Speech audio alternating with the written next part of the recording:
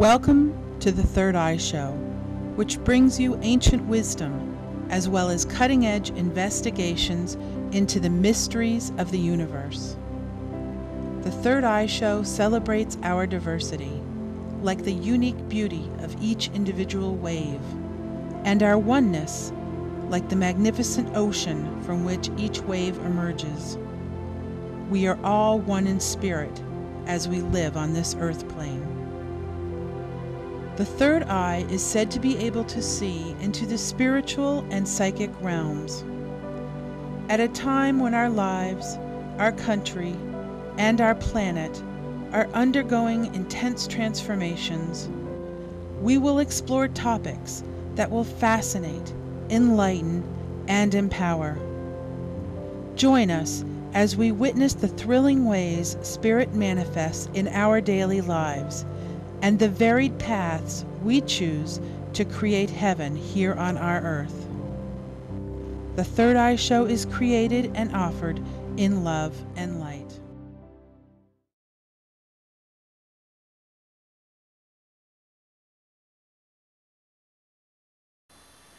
Hi, I'm Lucia Reed. This is my friend, Lynn Marie Santy. We are both mediums, and we are preparing a demonstration of mediumship that we will be giving in December. On December 15th, we will be at the Avery Therapeutic Massage and Spa, which is on Main Street in Newport. It's actually directly across the street from MJ Harrington's.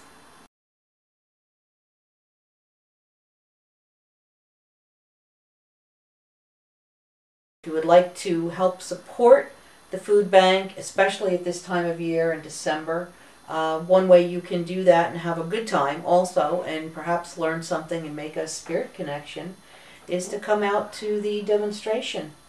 Should be a lot of fun. Yeah, we're looking forward to it. And we thought in preparation for it that we would talk about some of the questions that people commonly bring to us when we're doing mediumship, when we're doing sittings. So, I think that's great. Yeah, I think that it would be good to help prepare you if you're thinking about attending either this function or going to a medium at some point. It might be good for you to hear some of these questions and answers, because it might help prepare you better for your reading, to get the most out of your reading. Agree. So one of them is, where is the spirit world? Good question.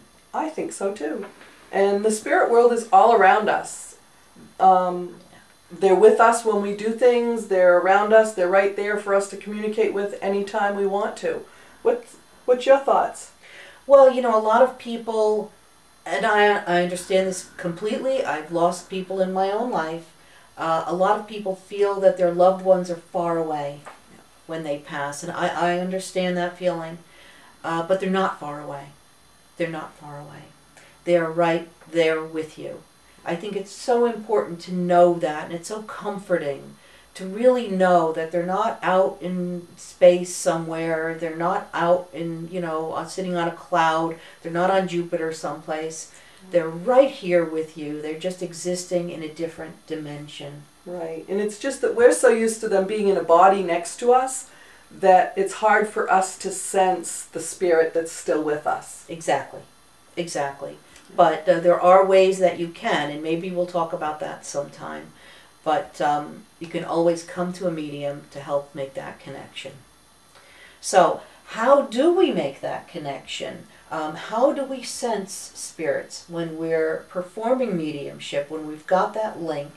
How are we actually perceiving them? That's a question that does come up. What are your thoughts, Lynn? I think that all mediums are a little different in this aspect. I know I can hear out of my ears like you're talking to me right now, but most of the time it's a telepathic connection that I hear in my head. I can smell things, so when I'm talking to spirit, I'll say, what was your specialty? Let me smell your specialty or tell it to me so I can share that with the person that I'm doing the readings for. I hear, I see, I sometimes can see the spirit right in front of me, just like a person. Other times I see it on almost a TV screen in my head. That's my way of reading, but everybody's different. What about you?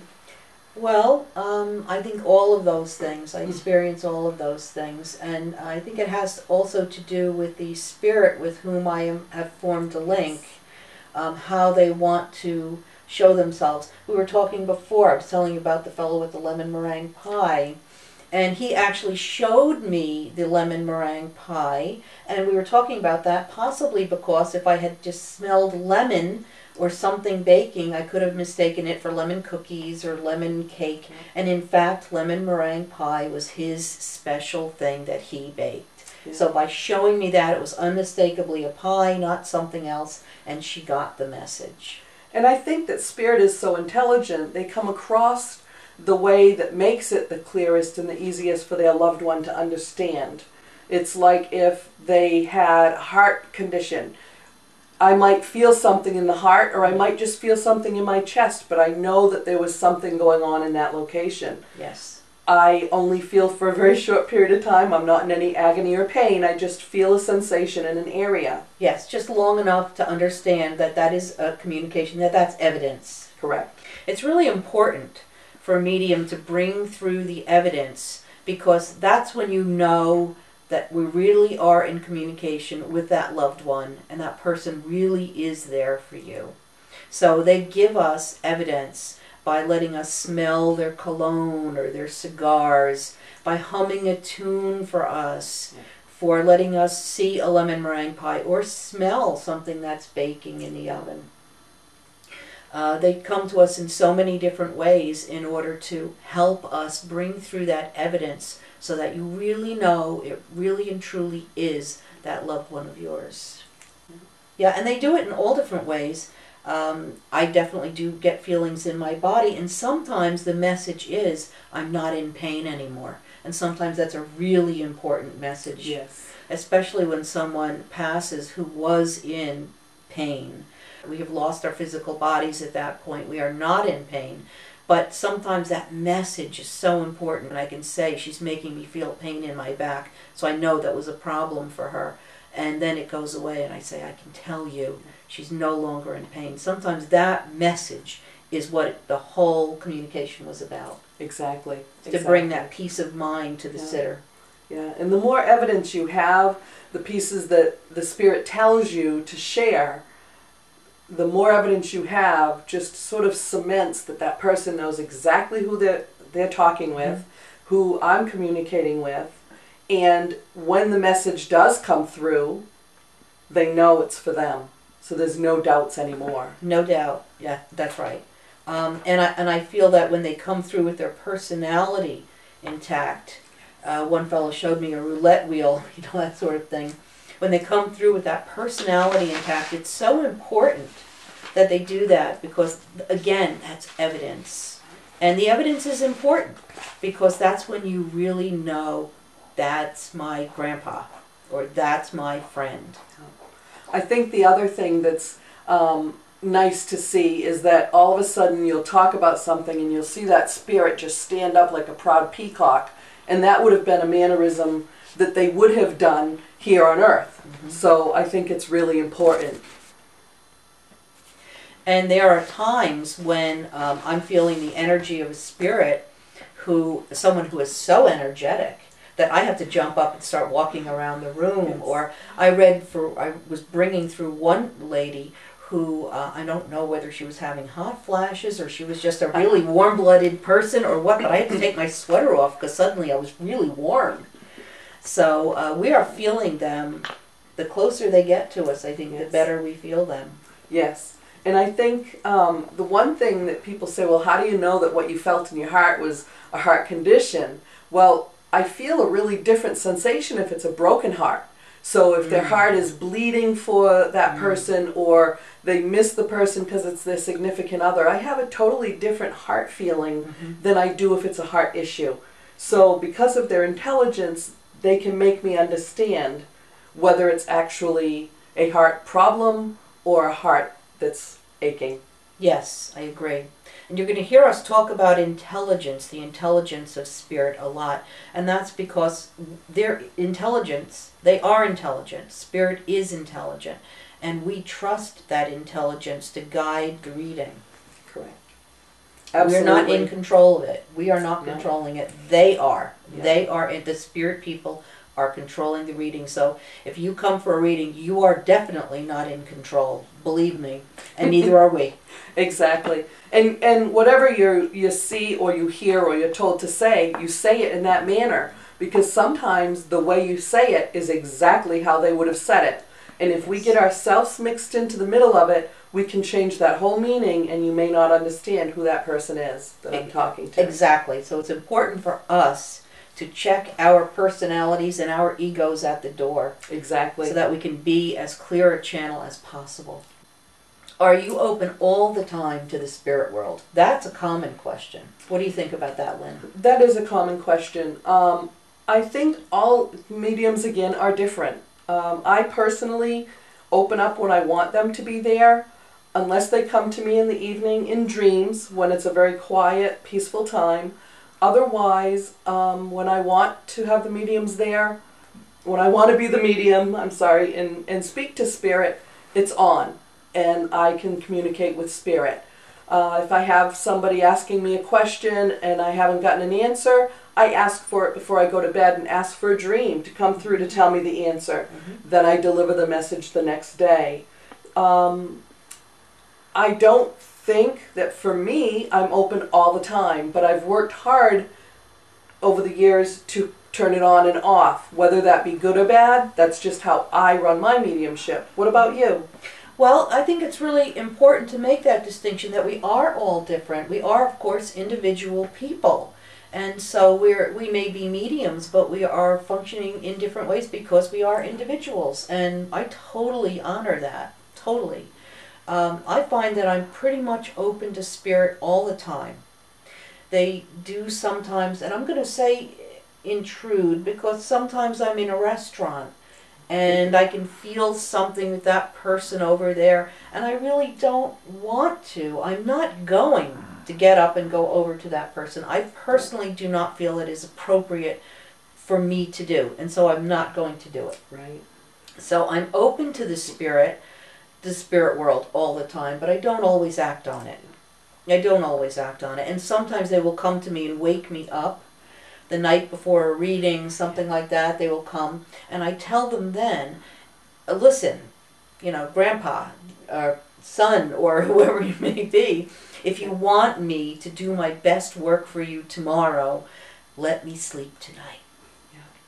And I think that most of us, or any of the mediums that I know, consider this to be a really wonderful gift and sort of sacred. It is sacred. So I think that because of that, we want to do the best we can do, bringing your loved ones through, and we want to be as clear and concise as we can with their messages. Yes. And we don't want to intrude if we're not invited. Exactly. Some people are frightened of the process, and I wouldn't dream of intruding on someone in the middle of their lunch with a message that may or may not be welcome. Exactly. Yeah. Unless someone comes to me and asks me for that. Right. I agree. So I think that makes me think about do people, when they cross over, do they change? I think that's an important question that's asked a lot, and it makes me think about my father when I was growing up, and as I started doing more of this work, he didn't believe in anything that I did. He didn't believe in the angels I talked to. He didn't believe in any of it. And he would say, hocus pocus, that's nothing. I don't know what you're doing.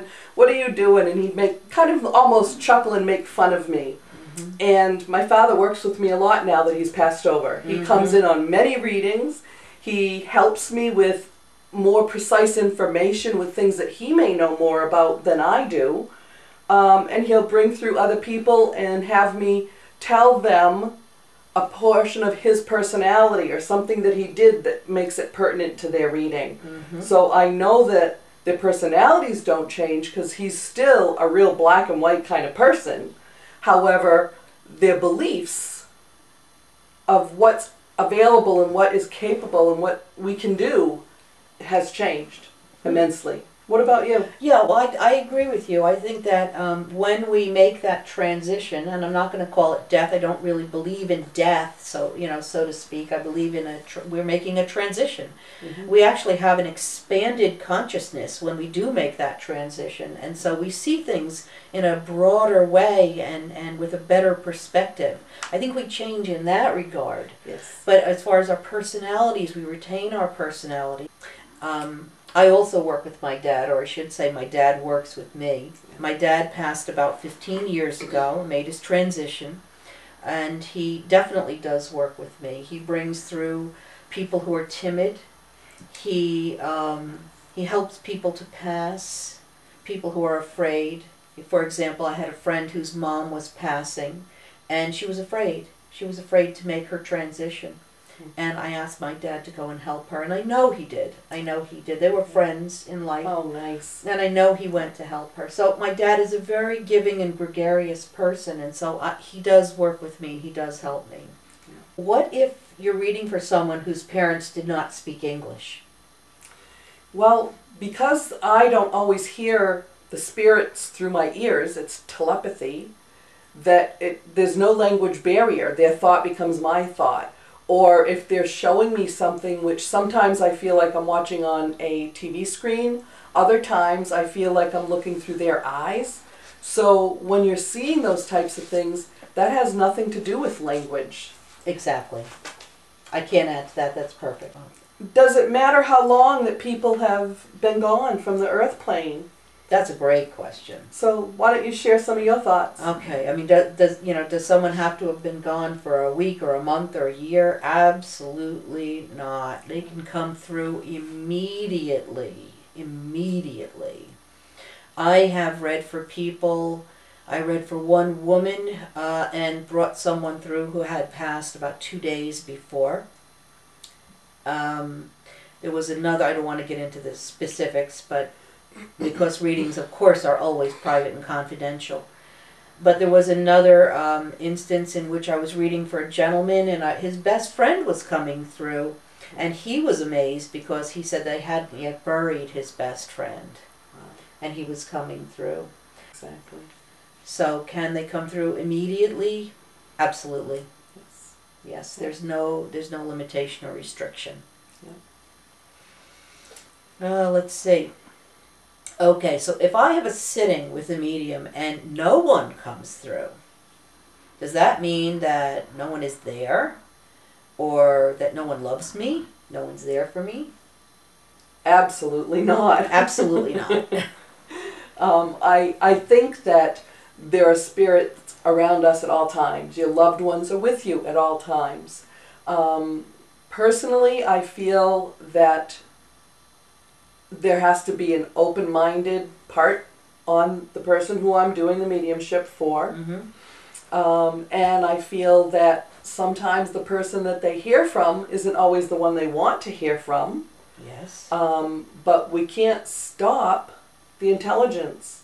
If someone's coming through, they have a message that they want to give, and maybe your father, your grandfather, your brother, your son will come through, but this spirit may be bringing through them for you. So I certainly don't want to stop any reading when they're the first one that comes up to talk to me. And that happens lots of times. Yes. Lots of times where someone comes through and then I can see in my mind that person literally step aside and someone else comes into the reading. Exactly. So even if you don't want to hear from that person, they may be holding the door open for someone else who has a little bit of a weaker energy and needs their help in order to manifest, in order to reach us as mediums. I also want to say a word about your grief. Your grief can block the communication. Now, this is said with absolutely no judgment. I'm not making a judgment about grief. I've experienced grief myself. We all experience it in this world. But grief can block that communication. So if you have lost someone you love and you're thinking, why haven't I dreamed about him? Why haven't I seen him? Why isn't he coming to me?